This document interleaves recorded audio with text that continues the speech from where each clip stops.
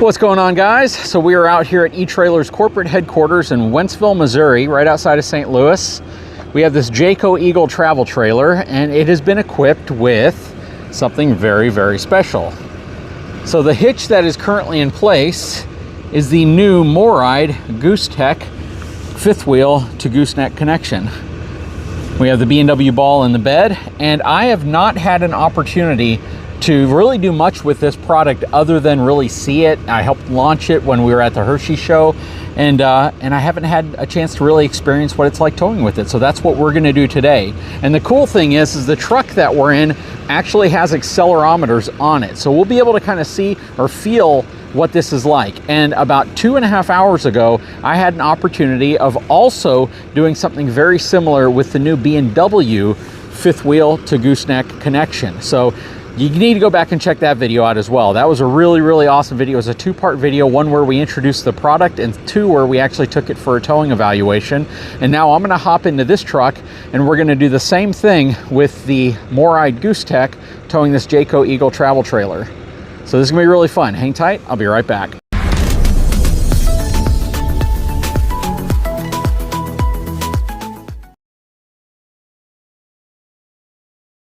Okay, so right off the bat, you may recognize these two gentlemen right here. It's TNT. Basically, it's Taylor and Tyler. Both are engineers from B&W. Taylor is the director of engineering, and Tyler is the research and development engineer.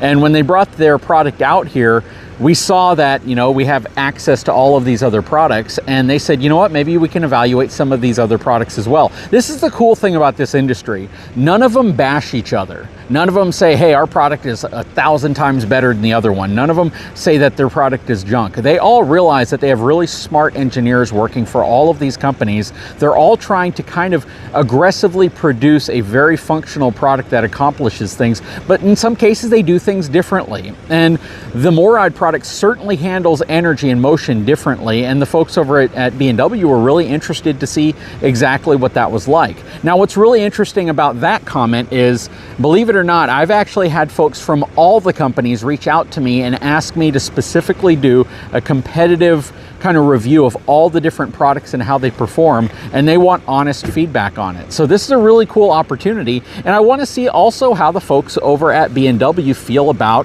the Morryde product, because I can guarantee you the folks at B&W aren't going to bash Morryde and say they build a bad product. All they want to do really is to determine how it might feel different and what it does well, and possibly where there are areas that theirs might perform better also. So this is going to be really fun, and you know, it's going to be also kind of interesting again to hear what a brand like B&W thinks about a competing product. So we're going to hop inside, take this for a drive, and see what it's all about. Okay, so we have the camera set up right there, and hopefully we don't turn so sharp as to hit it. Before we used a magnetic camera that set a little lower, so yeah, this will be interesting. But we are about to take off and see exactly how this Morryde Goosetech fifth wheel to gooseneck adapter works. How's it going again, my friends? Good, how are you, JD? I'm doing good. I'm excited. This will be fun. Yep, looking forward to it. Bobby, ready? I'm good. Let me got my seatbelt on and everything.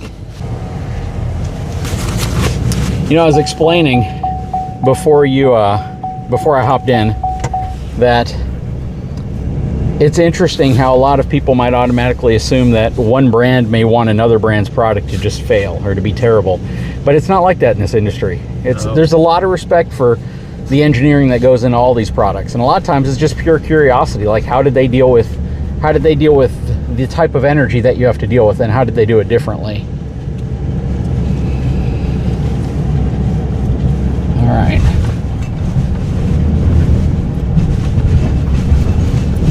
I'm interested in seeing what that looks like back there. Are you seeing a bunch of movement back there? Not hardly any. Yeah, this is all vertical movement. Yeah, it was pretty much just as far as front to back, it stayed in place. Yep. Just the truck moving up and down. Now, Taylor, if you were to pump the brakes just a little bit, what would happen?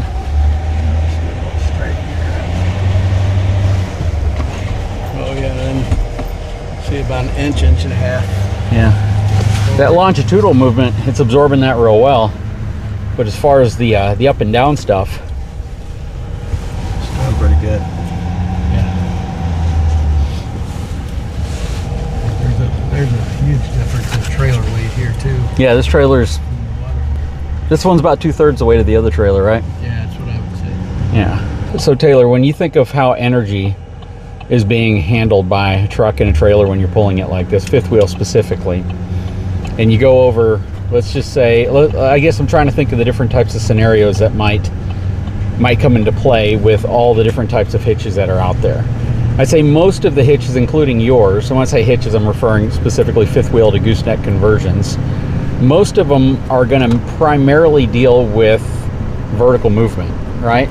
From what I've seen, your product deals with a lot of vertical as well as longitudinal movement as far as forward and back.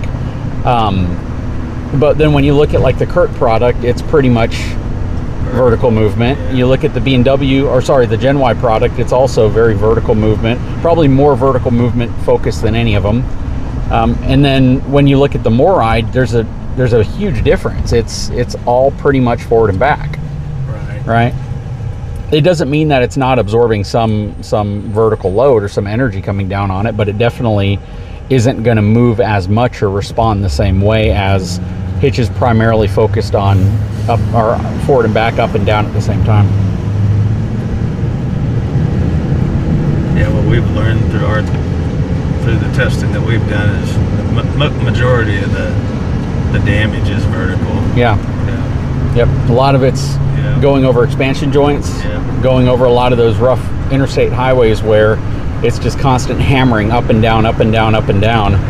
And from a chucking perspective, now I can see how that forward and back movement is impacted. I can absolutely see when you're stopping, being able to cushion that forward momentum absolutely can give you the feeling that you're dealing with chucking. And probably a little bit better than you would with a hitch that's specifically targeting vertical movement. Right. Yeah, but just like longitudinal is like a lot of undulating road. Yep. Yeah, or frosty, things of that nature. Yeah. Basically, if your truck's doing this number a lot going over bumps, whereas again, like when we come up, I believe this expansion joint on this overpass that we're coming up to is a bit of a harsh bump, and with the B&W, it really absorbed that bump. It was an impact that you could feel was largely removed and dampened. But right here, let's see how it feels. I didn't feel bad. It didn't feel bad. This is the one. Oh, this is one right here? Yeah, it doesn't feel bad, but I feel like I felt a lot more like In the truck. longevity of it. Yes. Was longer with this option than with the B&W option. Yep. That's what we've experienced. You feel more in the truck longer. Yeah.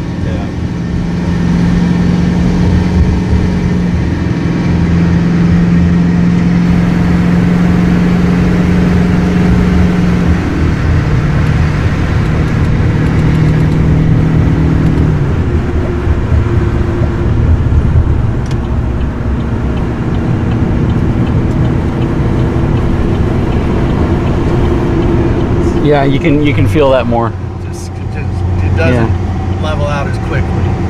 Yeah.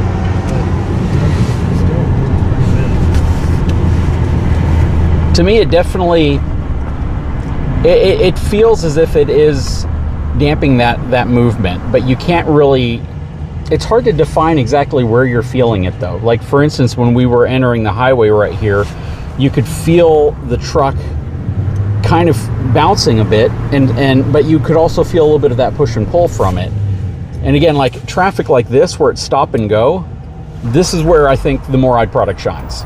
I think because it's going to give you the most forward and backward cushioning movement. It's like essentially an airbag, but it's a rubber shear spring, of course, but it's taking your load and it's slowing it down as you decelerate, which is, it's a good perk. I mean, especially if you're in stop and go traffic, rush hour, going through Houston, going through Dallas, going through Chicago, it's going to give you a little bit more of that isolated feel when you're stopping and going. But when you're going, like you said, over those bumps that are going to create that vertical response, that's really where this one's probably going to be least effective, I'd imagine.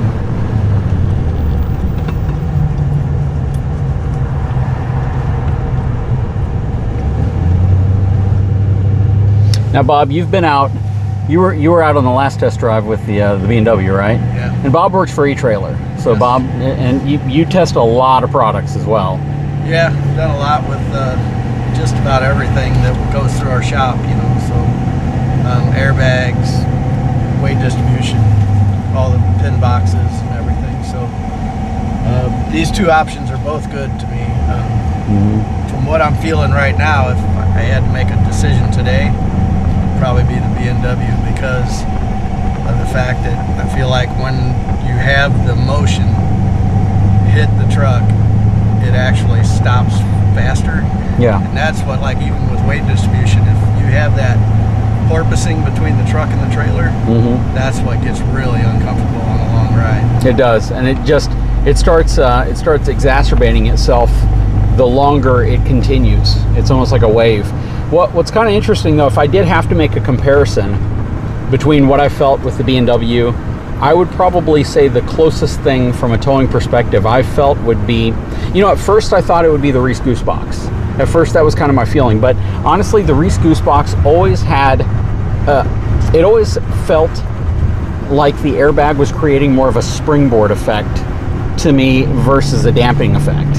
Like, I could tell it was taking the load, but then I could also feel like it was bouncing the load. So when I'd go over bumps, it would feel real airbag bouncy versus damping the load, even though there were shock absorbers and all that in it.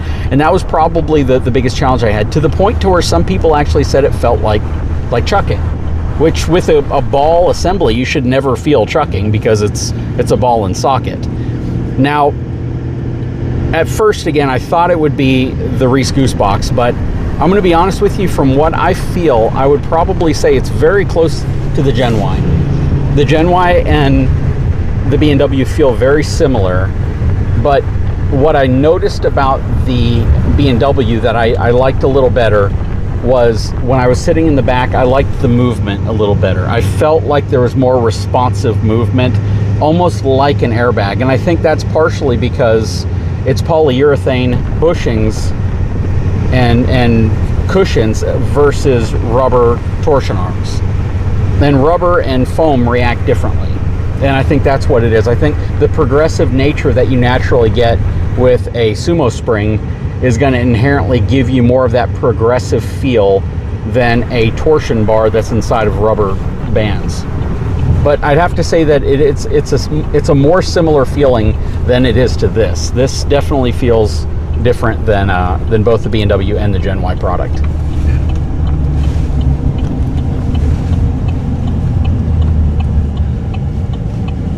But it's not terrible. This isn't bad. This is definitely better than not having any type of suspension setup back there at all. It's definitely not. It's better than not having any cushioning. Yeah, for sure.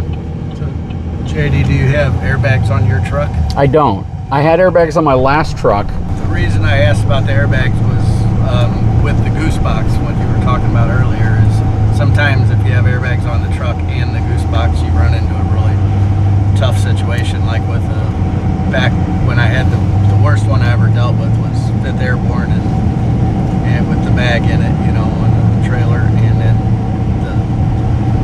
the Firestone airbags, and they were kind of fighting against each other and just made the ride horrible. And we ended up, Reese actually offered to replace the 5th Airborne with the Sidewinder, with a regular Sidewinder with airbag, and it solved the issue. And I think that would probably be more prevalent. Was it a single rear wheel truck or a dually? Single rear wheel F350 with a toy hauler. Yeah. That's probably where it would be more prevalent, because anytime you compare a single rear wheel truck to a dually, you're going to have a much softer rear suspension than a dually. Dualies have incredibly firm suspension, and I think that you're dealing with some of those issues as well. Well, we are just getting back now,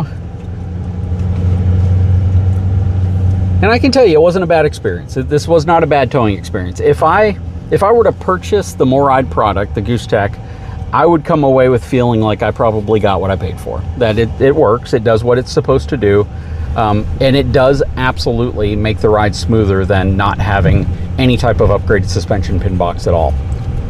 And I can appreciate that. Do I think it performs as well as the B&W? No, I don't at all. I think that the B&W is still, just by design and because of how it handles both up and down and forward and aft movement, that it's a much better performing hitch overall than the Morryde. But I still think the Morryde makes a great product. I don't absolutely at all think that there's anything negative or wrong with this product. I think the folks over at B&W did a phenomenal job with their hitch. That's what it comes down to.